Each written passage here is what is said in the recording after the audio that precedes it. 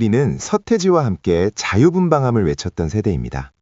오렌지족이라 불리며 거리를 활보했고 교실은 교탁 밑부터 칠판 뒤까지 책상으로 가득 찼던 시절을 기억합니다. 한 학급에 70명, 한 학교에 16개 학급이 있었습니다. 우리는 거의 1000만 명에 가까운 숫자였습니다. 대한민국 인구 5명 중 1명이 우리였습니다. 우리는 무엇이든 할 수 있다고 믿었습니다. 민주주의를 쟁취했고 그 성과를 누리며 엄청난 자부심을 가지고 이 나라를 만들어 왔습니다. 하지만 IMF가 왔습니다. 명예퇴직을 당했고 비정규직으로 전락했습니다. 희망, 패기, 용기, 성과. 모든 것이 한쪽으로 쭉 가다가 작년쯤부터 이상했습니다. 어려웠습니다. 그래도 설마 했습니다. 막상 은퇴를 직면하니 준비된 게 아무것도 없었습니다. 저는 올해 58세입니다. 5개월 넘게 일자리를 찾고 있습니다. 선생님, 이 요양원 관리사는 자격증이 있어야 하는 거죠? 네, 맞습니다. 복지 업무는 사회복지사 자격증이 또 필요하죠? 이런 부분은 저랑 맞지 않네요. 저는 대학에서 컴퓨터공학을 전공했습니다. 국내외 대기업 IT 계열에서 30년을 쉬지 않고 일했습니다.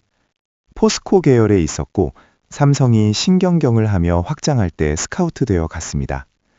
대우가 세계 경영을 한다고 할 때는 그곳에서 영업을 배웠고 외국계 법인 휭렛패커드에서 10년을 있었습니다.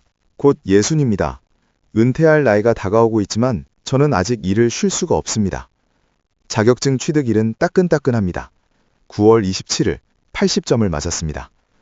직접 회사로 찾아가 입사 준비 서류가 무엇인지 물어봤습니다. 근무는 어떻게 하는지, 월급은 얼마나 되는지 알아봤습니다. 집은 열심히 일해 대출 없이 어렵게 마련했습니다.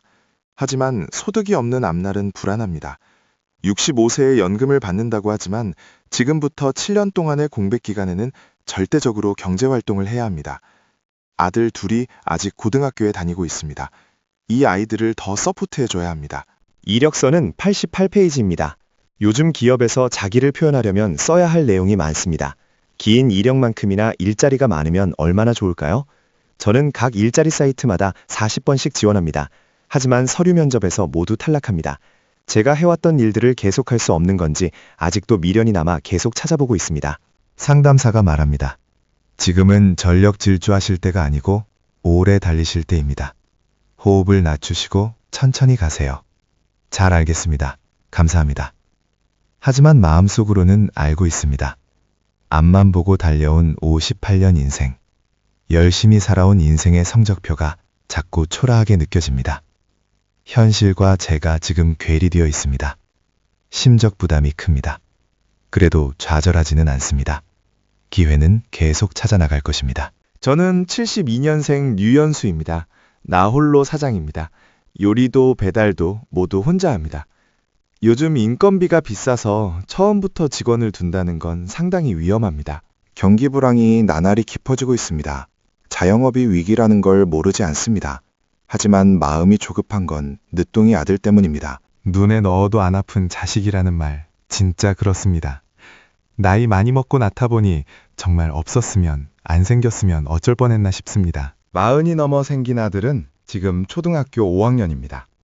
수영 선수를 꿈꾸고 있습니다. 아빠, 코치님이 나보고 상급 실력인데 왜 중급반에 있냐고 물어보셨어요. 그래? 우리 아들 기억나지? 아빠가 가르쳐준 거. 인생은 속도가 아니라 방향이다. 올림픽 금메달 화이팅! 뒤늦게 아이가 생긴 기쁨도 컸지만 지난 10년은 참 힘든 시간이었습니다. 집안에 사람이 한 명 아프면 기둥이 흔들린다잖아요. 돈도 없는 사람이 그쪽에 돈이 너무 많이 들어가니 힘들더라고요. 뇌출혈로 쓰러진 장모님에 이어 아내까지 갑상선암에 걸려 일을 못하게 되었습니다. 아픈 가족을 돌보느라 돈 벌 겨를이 없었습니다. 생활하기도 빠듯했습니다. 노후 준비를 할 여력이 전혀 없었어요. 아들한테 정품 옷을 사준 적이 한 번도 없습니다. 거의 다 중고 거래로 구매했습니다. 저는 샌드위치 세대입니다. 부모를 부양해야 하고 자녀를 양육해야 합니다. 일도 해야 하고 부모도 부양해야 하고 아이들도 키워야 합니다. 2차 베이비붐 세대 직장인 5명 중 1명은 저처럼 자녀와 부모를 모두 돌보는 이중부양 상황입니다. 월 평균 164만 원을 지출합니다. 50대는 자녀가 성인으로 성장할 때입니다. 결혼 비용, 취업 준비, 학비가 겹칩니다. 한쪽에서는 소득이 줄어들고 지출은 늘어납니다. 5년에서 10년 동안 제 취업이나 주된 직장에서 어떻게 지내느냐에 따라 승부가 엄청나게 갈립니다. 우리는 마지막 세대입니다. 부모를 부양하는 마지막 세대이자 자녀에게 부양받지 못하는 첫 세대입니다. 손에 물을 적시다 보니 손에 물집이 많이 생깁니다. 불안합니다. 하지만 희망이 있습니다. 학원 선생님이 말씀하셨습니다. 기술만 연마해서 오면 일은 있다고, 걱정하지 말라고. 여기서 70세 형님이 지금 취업해서 엄청 일을 잘하고 계신답니다. 저도 희망이 있는 것 같습니다. 우리 50대 이상이 생각하는 노후 최소 생활비는 한 달 124만 원입니다. 적정 생활비는 177만 원입니다. 하지만 2022년 기준 월 평균 연금 수령액은 65만 원입니다. 연금 수령자 5명 중 3명은 50만 원도 받지 못합니다. 유럽 같은 복지 국가들은 연금을 통해 소득의 70, 80%를 확보합니다. 하지만 우리나라는 50%도 안 됩니다. 이 갭이 굉장히 큽니다. 그래서 노인 빈곤율이 40%입니다. 유럽 선진국들과 비교할 수 없을 만큼 3배 이상 높습니다. 60대 전반기 고용률은 64%에 달합니다. 이 높은 고용률은 선택이 아니라 강요된 노동입니다. 먹고 살기 위해 일할 수밖에 없습니다. 노인 자살률도 제일 높습니다. 우리는 법정 정년 60세보다 10년이나 빨리 일터를 떠납니다. 유럽은 65세 이상이 정년이고 미국과 영국은 정년이 없습니다. 일본은 60세가 정년이지만 계속 고용과 재고용으로 실질적으로 70세까지 일합니다. 하지만 우리나라는 60세가 정년인데 실질적으로는 55세에 나갑니다.